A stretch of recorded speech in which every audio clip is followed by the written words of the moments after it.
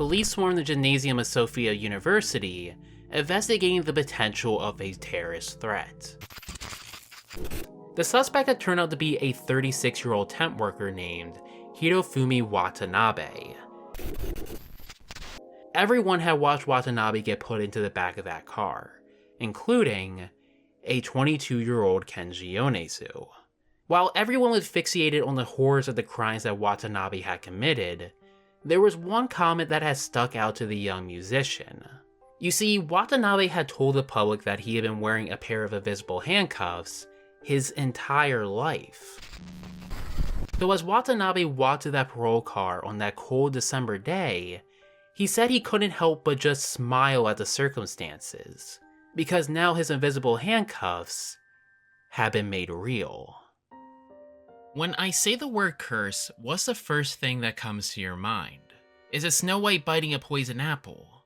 Maybe someone sticking a nail into a voodoo doll? I'm sure trauma, institutionalization, and poverty would sit at the bottom of that list. And yet Wikipedia defines a curse as any express wish that causes some form of adversity or misfortune that befalls one or more persons. So while none of these situations may fit our preconceived notion of a curse, under the right circumstances, couldn't they appear that way? That God or the rest of society has turned their backs on us. To Kenshi Yonezu, you could. In his eyes, many of us bear curses that weigh down on us every single day. That's just a part of life. And to Yonezu, Hirofumi's curse was those invisible handcuffs, a weight so heavy that it drove him to the point of near insanity. It struck a chord within him. If we all bear curses in some form or another, why not make it the center of an album? It could be something as direct as a broken relationship, or something as metaphorical as a hole in your chest that can never be filled. A work that grasps all of that could have immense power. Or could it? One song in particular told a much different story, because while on the surface it appeared like a simple love song, hidden beneath was something far more personal. You see, the power of this album could not come from pandering to the struggles of everyday people.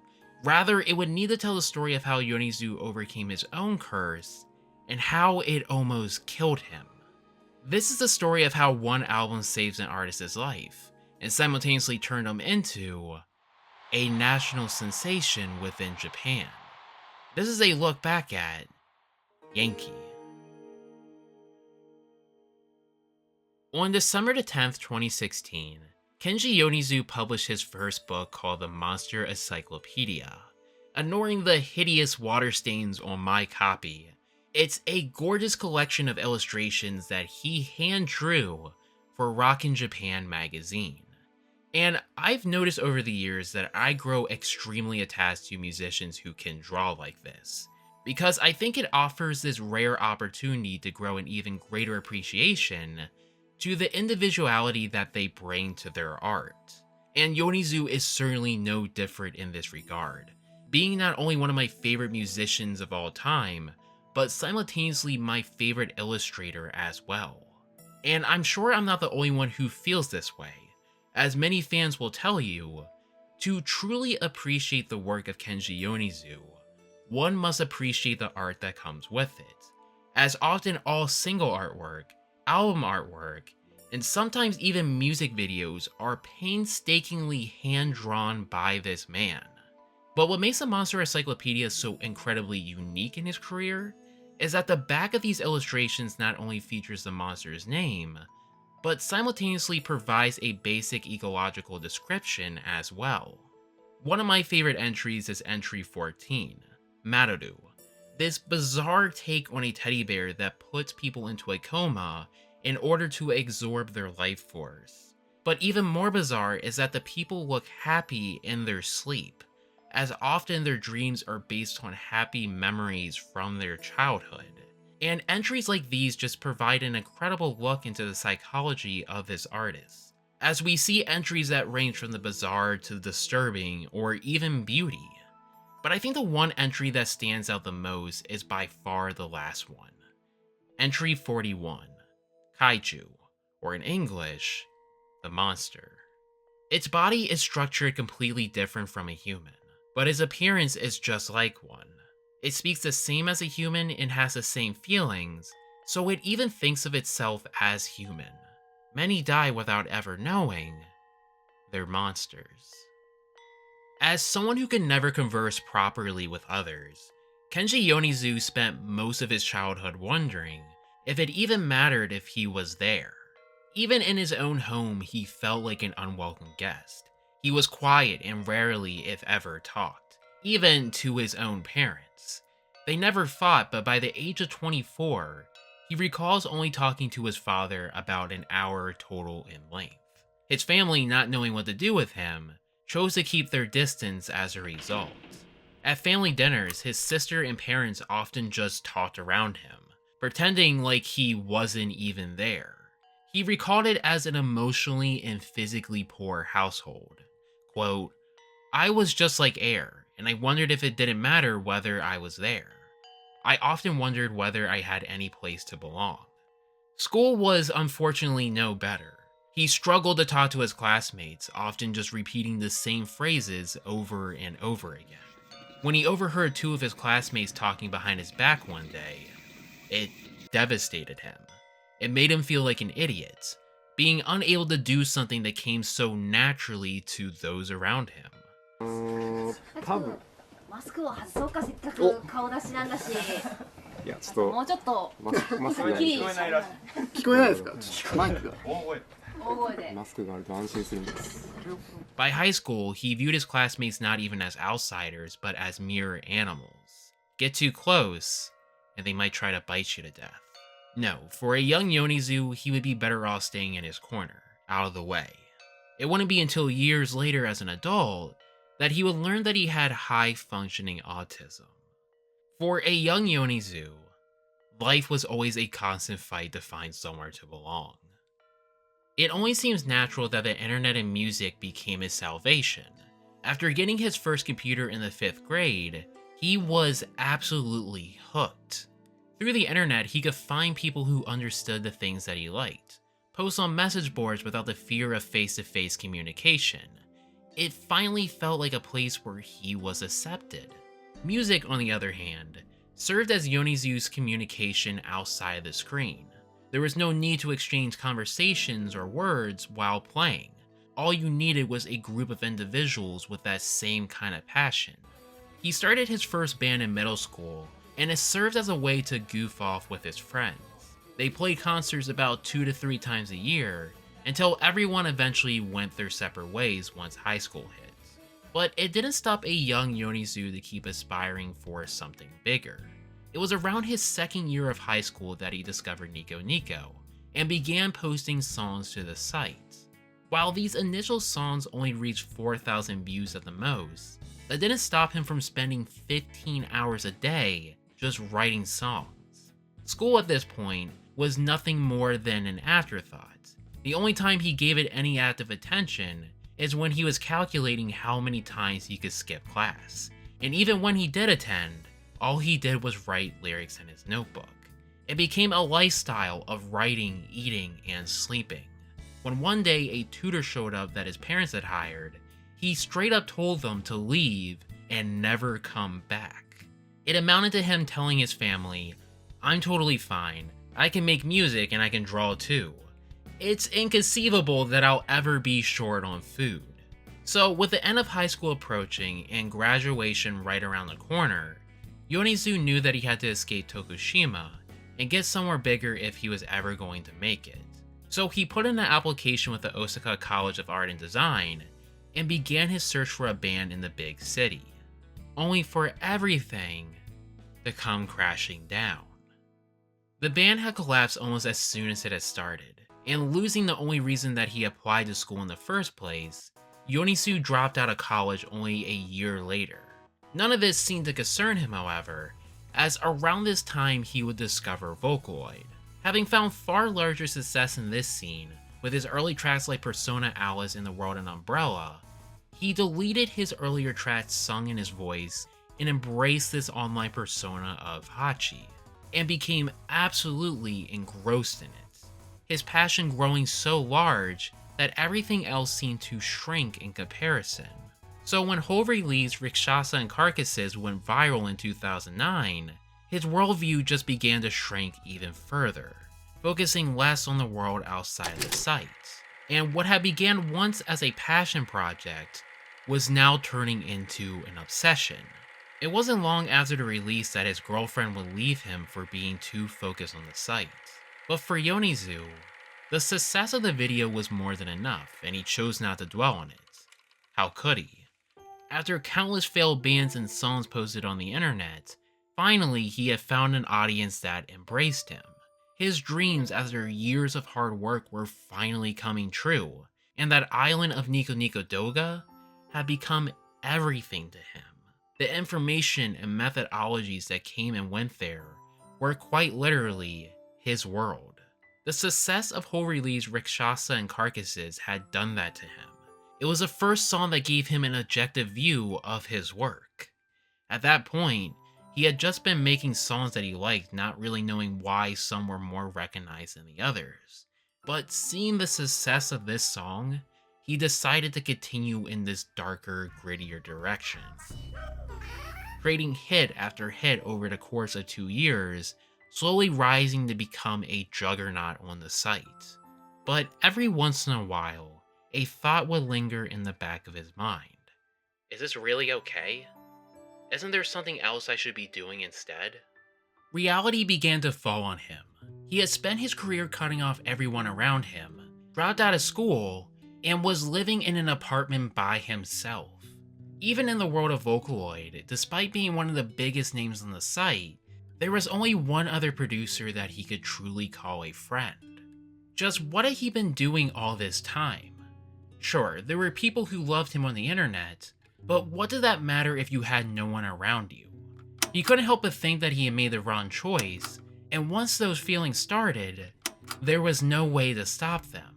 His creative drive began to shrink. Outside information gradually became more agonizing to deal with. He hit rock bottom and entered a state of depression. Do you really think there's anybody out there? For a good portion of 2011, he would spend most of his days just sleeping. He couldn't see the value in living, and time seemed to pass in the blink of an eye. He would go out to get food in his fridge only to realize it was a month expired. Even normal living had become a challenge. A 5-minute trip to the grocery store would often turn into an hour affair. And it was in this closed-off space that Diorama would be produced. Released in 2012, it would be Yonezu's first and only independent work released under the label of Bloom. The album would go on to do incredibly well too, managing to reach #1 on Billboard's top independent albums, and with it selling over 40,000 copies, it was not only one of the most successful releases under the label, but one of the best-selling independent albums of 2012, giving him more than enough attention to be picked up by a major label, Universal Sigma. The release had clearly been a massive success for Yonezu, and with it came a sense of accomplishment. He felt the project had fostered everything that made him great as a Vocaloid producer. But what no one knew behind the scenes is that the project had barely made it out. Development of the album had begun in 2011, but Yonezu barely did anything within that time frame. There were days where all he would do was just write on a locked Twitter account. And I think it's at this point that a lot of people will look at Yonezu's situation as a product of the internet, a sickness created by our endless desire for attention. But I don't think that social media, for once, is at fault here. I think like Watanabe, Yonezu too could be viewed as a product of his environment, an individual affected by a crippling curse of his very own, a desire for recognition. It's been his aspiration since childhood to create music that everyone across Japan would one day hear. And while I would never dismiss someone else's dream in life, I do think that Yonezu had a warped perspective on relationships. Here was his kid who was constantly ignored growing up, that wanted more than anything to be accepted by those around him. And from a young age, he knew that music served as a universal language, one that anyone could understand. So when he found that audience on Nico Nico, could you really blame him for the choices that he made? because it had been the internet his entire life that kept him alive. Years later, he would claim that those videos that he posted on Nico Nico and those positive replies that he got on Twitter are what really saved him at times. But as we all know, a few mere words on a screen or a notification can never truly bring a sense of fulfillment in life. It's a fleeting feeling. So maybe it was unsurprising that after he had gained all this fame and recognition, when Diorama took off as a major success across Japan, when he had finally reached that dream, that single idea that had been driving him for so many years, the only thing that he could tell Natalie.mu was that he felt washed out. The more popular he was becoming, the lonelier he felt in turn. Life really doesn't change much after all, when you're a musician who hides behind the protection of a screen. All he could think was, is this it? Let's fast forward a bit in this story. The date is October the 28th, 2013. Hachi has just taken the internet by storm by releasing Donut Hole. It's his first release in over 2.5 years, and the song is frankly unlike anything anyone has ever heard. An element that had always defined Hachi as a musician was the electronic edge that he brought to his music. Songs like Rine almost had a digital compressed aesthetic to it, while most of his main melodies were made using synthesizers. Yet Donut Hole seems to abandon this very idea from the get-go. From the moment the track started, you just knew that something was off, as the song explodes into this arrangement of chaotic guitar lines, backed by this incoherent vocal loop.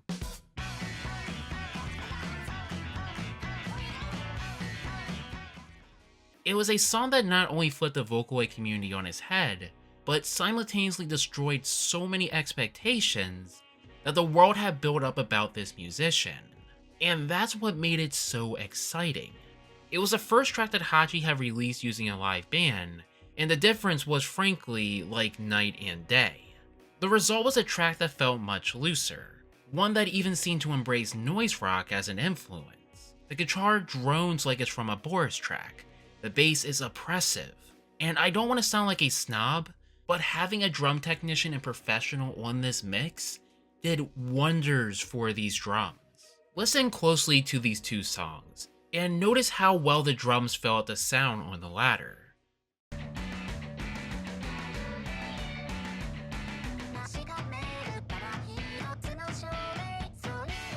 I mean, that performance on the bridge alone is just straight up demonic. It's incredible. And yet the genius of Donut Hole is that it never truly abandons Hachi's roots. It still carries that great dark aesthetic that he was known for. It tells the story of someone trying to remember their past. But try one time or 100, all they can remember is a face. Slowly they begin to obsess over it, losing sleep at night, laying under sheets yet still unable to remember. A hole begins to open up in their chest that can never be filled. A donut hole, if you will. Something impossible to grasp, yet it still exists. An emptiness that will torment them until they lose their mind. Donut hole is the idea of being swallowed alive by obsession, when our lives become misguided and our past begins to torment us. This is where Yonezu was when he hit rock bottom in 2012. His entire life, all he ever wanted was to be accepted by those around him. And yet what seemed to be a cruel twist of fate, the only way that he could find any acceptance was by isolating himself, making art that only he could understand. He couldn't see the meaning in any of it. If art was just going to make him miserable, then why was he making music? You would think that this would be a blessing in disguise, that it would be his chance at a clean slate, an opportunity to move past this ugly point in his life. And for a while, it did. Life began to slow down. He spent months just simply eating, sleeping, and contemplating. But little by little, it started to haunt him. He started remembering things, vague memories, the big ones that he couldn't remember. And yet, all he can remember is this face, this vague idea of what had been behind that motivation and desire. It keeps him up night after night, body wedged between bed and sheet, desperately trying to remember what he had forgotten. all the while knowing that there's a version of himself that would probably mock him for it. Some part of him that had long given up on him ever recovering. And in that closed-off space, everything seemed to connect into a simple thought. I want to be normal. The tears began to fall.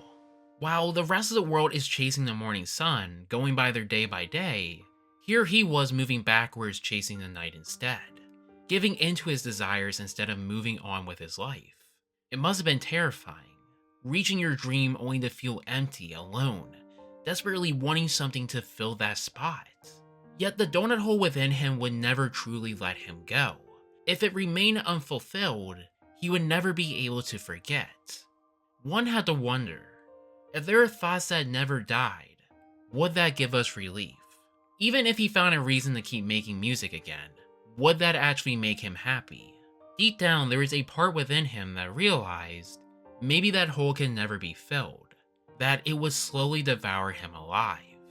Yet in that darkness he had an epiphany, a realization. His eyes opened. If he couldn't find a reason to keep living, then he would just have to change everything. He would write music that he could share with others. So in one last desperate attempt, he would write Santa Maria.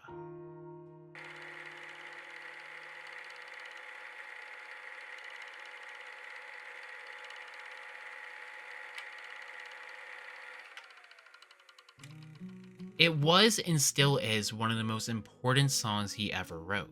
On the surface, Santa Maria appeared like any other love song, a tale of two lovers caught in separate worlds, desperately wanting to be together, yet only being able to meet in this waiting room, separated by a pane of glass. They feel cursed being able to look into each other's eyes, but never truly being able to embrace. All they can ever do is hope for the day that they can finally meet. Even by Yonezu's standards, the word choice here is incredibly bizarre. I mean, just what kind of couple describes themselves as becoming one, or that their palms are only two when they're together? But this was a tale of a man openly confessing about the darkness that he had lived in. Yonezu had spent the past year and a half looking into that glass, at a version of himself he so desperately wanted to become. But life had constantly beaten him down, the curses on his back only becoming heavier with time. That visiting room had broken him, and he knew there was no way they could ever hope to become one.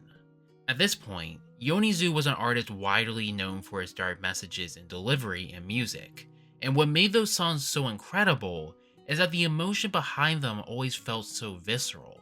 You could feel his cynicism, regret, and isolation in every single song. But Santa Maria had one thing that those songs didn't: hope. Someday this azure cactus will bloom, and the glass plane will crumble with it. Shouldn't we believe? Kenshi Yonezu is no fool. He knew better than anyone that writing one song wasn't going to erase years worth of trauma. He was nowhere near that kind of point yet. But what made Santa Maria such a landmark song in his career is that it was his declaration to escape the curses that had been placed on him. And just having that vision changed everything in his life. As he put it himself, if you hadn't been there as of late, I wonder if my sadness and fear would have gone away. Santa Maria was an embodiment of Yonezu's desire to keep looking ahead. A song of growth and maturity, not just of Yonezu, but of his musical capabilities as well. Being the first single that he ever recorded with a band, there was a lot that could have gone wrong. But Santa Maria had to be more than just a lead single. This was a song that represented a personal victory for his very own life. And the result was production a step above anything he had ever created before. The lush strings, the simplistic guitar riff, the slow yet powerful beat of those drums. It all built into this chorus that could have moved even the most cold-hearted person to tears. And after Yonezu had finished it, he thought that he created something absolutely terrible. To him, Santa Maria represented a departure from his previous life. It was a song that abandoned all those methodologies that he had built using Vocaloid, and he feared the absolute worst, that a rift would naturally form between him and the home that he had gotten his start at. It was simply just unbearable. To risk losing your last connection to happiness, all for the sake of progress. But as he says in the song himself, let all kinds of happiness be broken, because weary from prayer, I'll finally meet you. For Yonezu, there was no other path to take. He had hit rock bottom, a point where there were no reasons left for him to even live. If he ever wanted to walk towards that light, to shatter that glass, to finally see that cactus bloom, he would have to risk everything. He had to make a song like Santa Maria, and in the end, he made the right choice. This idea and concept of Yonezu moving forward and rebuilding his life on Santa Maria would be one that heavily influenced his work moving forward, becoming a central theme for his next single, yes, even for something as bizarre as Mad Head Love. Only 5 months later, Yonezu wouldn't just return to his roots, he would be back with by far the strangest set of singles he may have ever released. Mad Head Love and Poppin Apathy. Okay, so let's talk about the music video for Mad Head Love. Is it the most bizarre thing that Yonezu has ever made? Yes. But would I change a single thing about it? No, not in a million years. And I think that's a testament to just how unique and creative Yonezu really is. I've seen a lot of music videos in my day, and there are few that capture your attention like Mad Head Love does. I love the bizarre Rube Goldberg machines that are set up throughout this video, the abstract symbolism, and how the body language in this video is on the verge of being straight body horror at points. And also just this random white couple. I can't imagine what being on the set for this music video must have been like. But I think it's even more incredible how well this MV actually matches this song. After all, from the moment this piece starts, it is just sheer and utter chaos, as the guitar perfectly complements that complex arrangement of synths. They're light, playful, and perfectly matches that manic attitude of the couple. Then you have that low, ominous presence of the bass, the tribal rhythm placed on those drums, and those vocal groans in the background. As each scene of the music video moves faster and faster towards the end, it just creates this perfect storm of anxiety and euphoria. And I always found it so shocking how catchy these songs were too. After one listen of Mad Head Love, that chorus is bound to be stuck in your head for the rest of the day. And also just that demonic chanting at the beginning of Poppin Apathy. While the music video for Poppin Apathy is far tamer in comparison, I always found it entertaining how it reflected Yonezu's views. He views himself as a craftsman rather than an artist, rejecting the idea of originality, instead viewing great art as a result of a mishmash of things we come in contact with within our lives. It seems to paint a hidden meaning behind each piece of this madness. And if you take anything away from this video, please let it be exactly that. That there's always a genuine meaning behind the artistic choices that Yonezu makes, no matter how bizarre they may appear to an outsider. So then what exactly are Mad Head Love and Poppin Apathy trying to teach us? Well, originally, Mad Head Love was the only A-side for this single, yet Yonezu had insisted that it be made into a double single instead. Logic being that Mad Head Love and Poppin Apathy were written together. From the very beginning, Yonezu had always meant for these songs to serve as a pair. Mad Head Love is lively, upbeat, and chaotic. Poppin Apathy is dark, gloomy, and pessimistic. Mad Head Love was recorded with a band, Poppin Apathy was done digital. They stand in contrast from one another, but for a purpose. They represented two sides of who Yonezu was.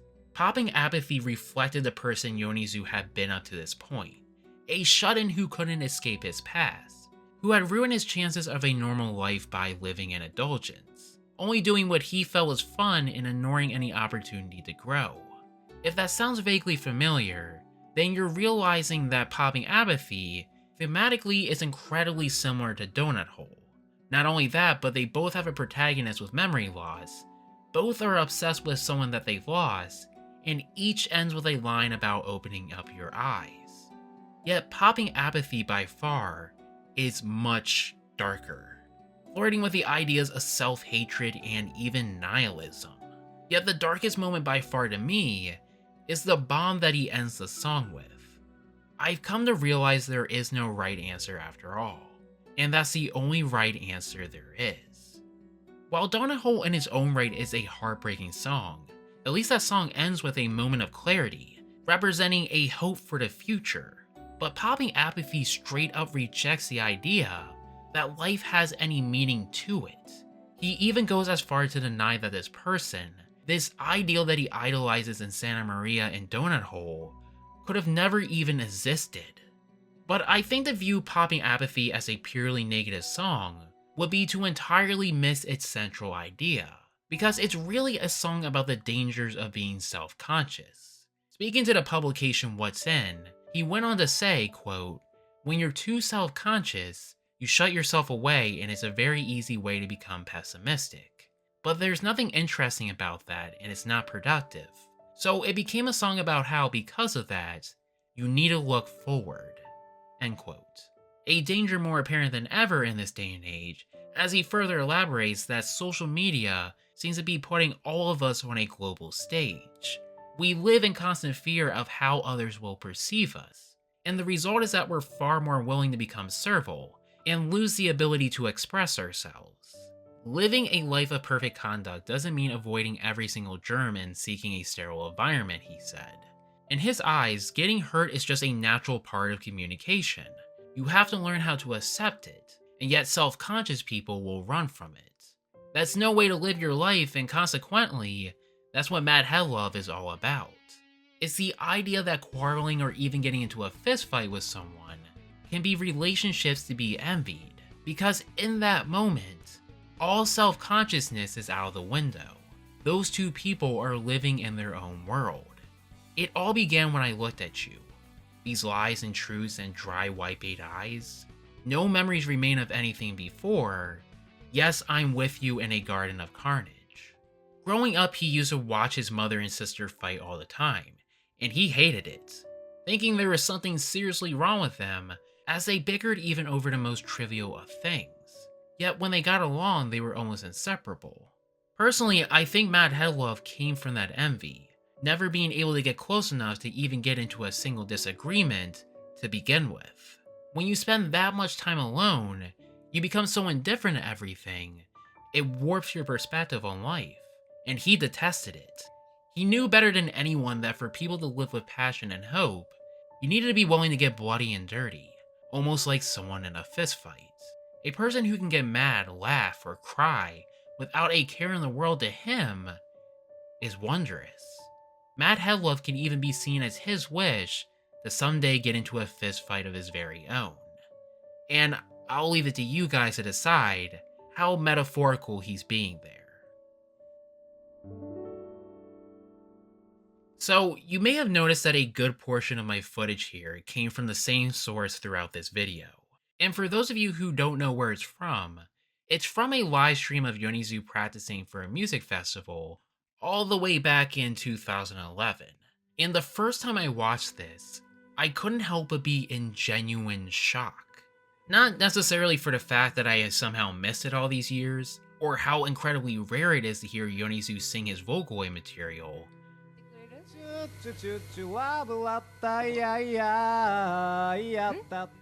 but at how terrible it is. I'm not joking, guys. Listen to this for yourself and you be the judge.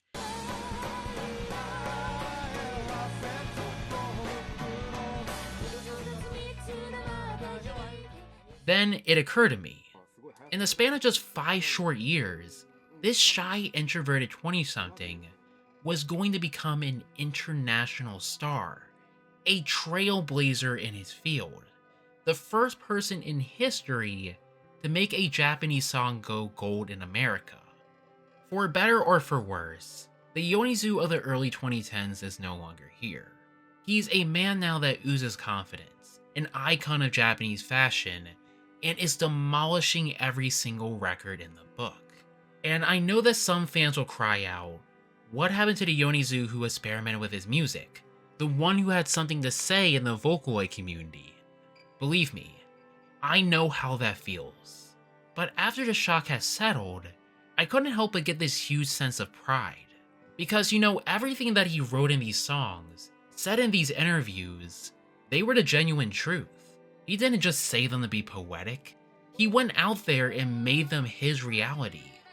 And every accomplishment he passes, it only seems to make their emotional impact that much deeper. So when Yonezu had announced the title of his sophomore album as Yankee, and said that there was no deeper meaning behind the choice, ironically, I knew he had to be lying, saying it was merely a good fit for someone moving to the music industry from the soil of the internet. And in that sense, the term isn't being used as a slang for American, but rather going back to its origins as a term of defiance, a rebel breaking free from the norms that had been set. But if that's the case, couldn't you argue that he's only telling us half of the truth? I think he chose the title of Yankee because at the heart of it, this album would embody Yonezu's own journey to reinvent himself.